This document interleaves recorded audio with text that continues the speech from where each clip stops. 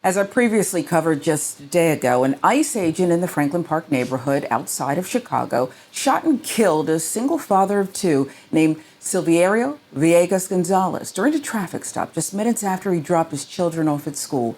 The official narrative from DHS, as you can see here, asserts that the officer who killed Villegas-Gonzalez, quote, feared for his life when he was being dragged a significant distance by a car, while also claiming that the officer was seriously injured in the line of duty. Well, we now have body cam footage from a Franklin Park police officer obtained by multiple local media outlets, including this cut from the Chicago Sun-Times, who responded to the scene right after officers began administering emergency aid to the victim. Franklin Park 8135, good FBI here. There is one subject shot in front of the VCA.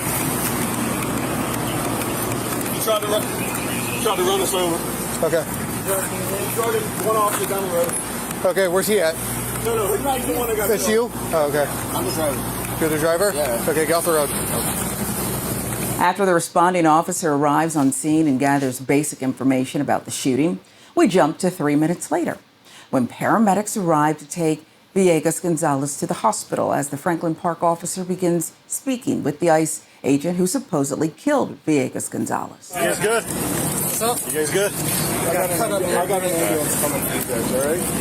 Any other suspects? Say again? Any other suspects? You know the suspects? Yeah. No, is he the only one? Is there anybody else? That's just somebody else out. Hey, the kid,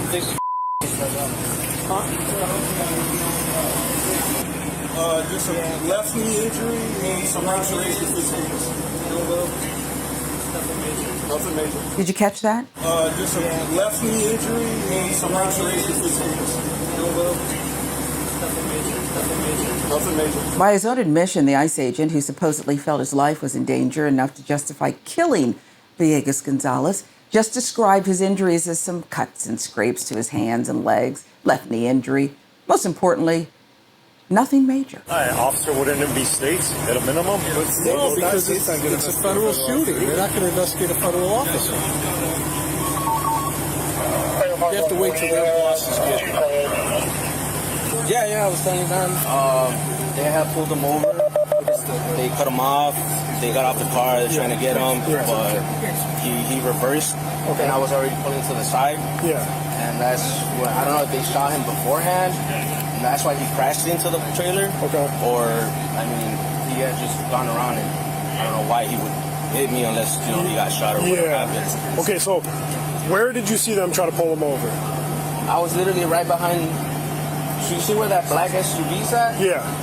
That's where his car was at. And, I mean, their Jeep is right there. Yeah. And I was like right behind the black SUV on the other lane right here. Okay. And then I just pulled over.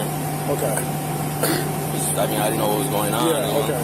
And then you seen that car reverse? The guy that crashed into me, he had reversed. Yeah. And then went around and just crashed into the car. But I'm assuming he had gotten shot because why else would he crash into the trailer? Okay, did you hear the shots? Yeah, I heard shot. How many? I heard one. His truck driver also appeared to corroborate the timeline of events and the evidence already released to the public that counters the government's narrative. The evidence in this footage should be enough to cast serious doubt not only on the version of events being pushed here, but on other deaths tied to ICE, where the official story went largely unchallenged. Many legal and civil rights observers point out that our law enforcement culture too often devalues the lives of people labeled criminals, a reality that disproportionately harms Black and brown communities, while extending maximal deference to officers even before the facts are fully known. Just in case you aren't up to speed on how legacy media outlets were reporting this completely avoidable tragedy, while we were waiting for more information, just take a look at this. The agents surround the silver car. The driver reverses the vehicle. The officer on the passenger side can be seen pointing his weapon as the driver attempts to flee the scene. As the car drives away, the agent on the driver's side can no longer be seen in this video. In a different surveillance video, 2 gunshots can be heard as the vehicle drives away. In a statement, DHS said the driver, Silverio Villegas-González, struck one of the officers and dragged them as he drove away.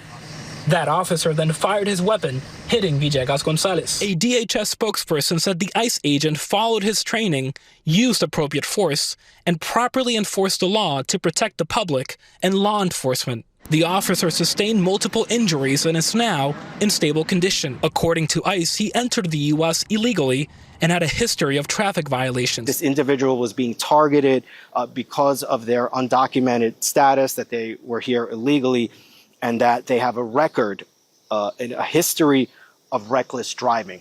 Right now, we have not been able to confirm any of that information independently. This is information that is coming from the Department of Homeland Security. DHS describes the individual as a criminal illegal alien with a history of reckless driving, though a review of Villegas-Gonzalez's publicly available records by NBC News found no criminal charges. Records show he pleaded guilty to 4 traffic violations, including speeding, the most recent in 2013. So here's where we are right now. This is still unfolding. More facts may emerge, but the body cam audio and independent witness statements already undercut key parts of the initial narrative.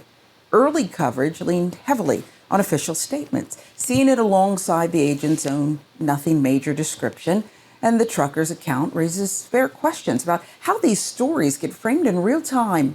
My reaction to those earlier reports, now that we've seen the footage, well, this is exactly how a narrative can harden before the public has the full picture.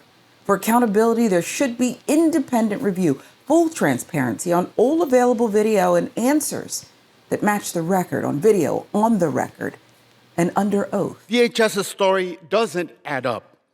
A man is dead, a family is shattered, and the agency responsible keeps hiding behind masked thugs and unmarked cars. And I use that term because that's how so many agents are acting, either voluntarily or not. ICE and DHS have no credibility, and neither do their stories. They've lost it. Reports indicate that officers involved were not wearing body cameras. This is not law enforcement. This is becoming an American Gestapo. Silverio's tragedy is not alone. It affects families every day now. That same day, in Little Village, ICE arrested William Jimenez, a day laborer, as he walked into a barber shop with his wife. William was a lead plaintiff in a lawsuit against Home Depot and local police for abuse. ICE retaliated, and we all saw the Cicero case. Children left crying on the side of an industrial road after their parents were taken away by ICE. That is state-sanctioned cruelty against children, the president especially.